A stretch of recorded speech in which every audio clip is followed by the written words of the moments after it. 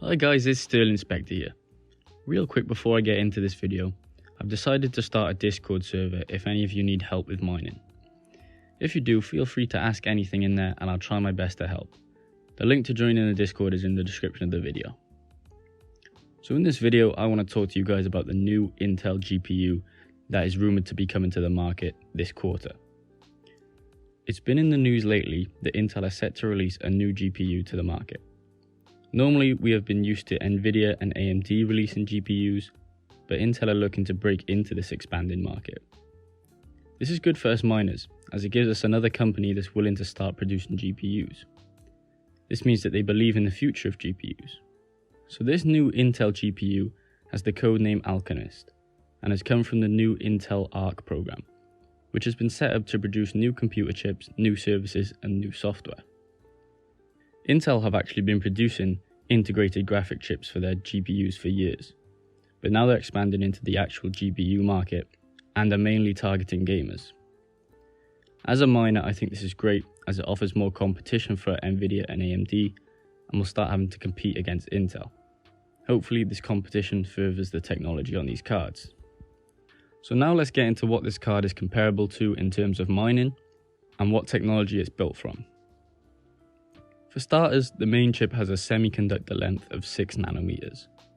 This is one of the main things that matters in a GPU chip, and that is the length of the semiconductor. Generally, if the semiconductor length is lower, you get a better performance.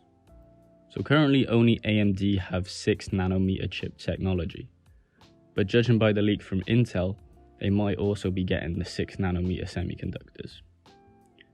So this new GPU is on the cutting edge of chip technology, so it looks like it should be competing with both AMD and Nvidia cards. However, Nvidia might just get ahead in the game once again with the new 40 series cards, as they have just paid $7 billion to secure the rights to a 5 nanometer chip, which would definitely outperform any 6 nanometer chips. Now from the leaks, it has been said that this new card from Intel is comparable to the RTX 3070 or the RX 6800. So for us miners, this would be a hash rate of around 62 megahash on the Ethereum network. It also has been rumoured to have an 8-pin and 6-pin slot for power supply. This could mean a minimum power draw of 225 watts or a maximum of 275, which again is similar to that of the 3070. If Intel can actually match the performance of the 3070 in their first card, it would be a great feat as it's very hard to compete with. So in terms of mining, its efficiency would probably be around 0.4, which isn't too bad considering that is a normal efficiency for most cards. The biggest problem right now is that there isn't enough GPUs for gamers and miners both, and therefore the price has shot up for any GPU on the market. I think if Intel can pull this off, this will be a big factor in settling these inflated prices.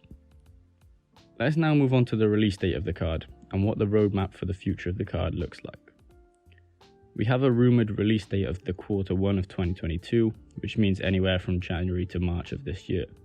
However, with COVID and the chip shortage, I'm thinking this will likely be pushed back a little bit, as delays on GPUs are normal.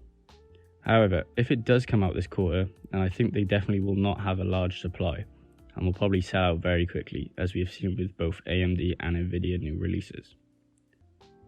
So Intel have also released a very vague roadmap of what we can expect from them in the next couple of years. This is their main graphic which they display, and it shows that they have 4 chips with different names.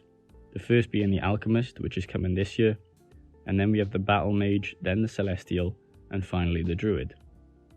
As you can see on the right, it also displays an arrow with performance next to it.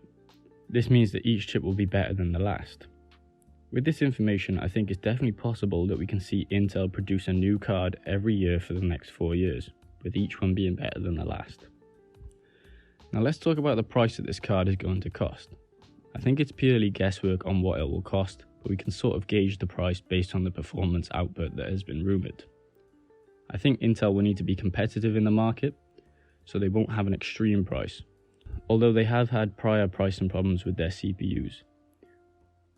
So for them to be competitive, they have to have roughly the same price as the cards it's competing against.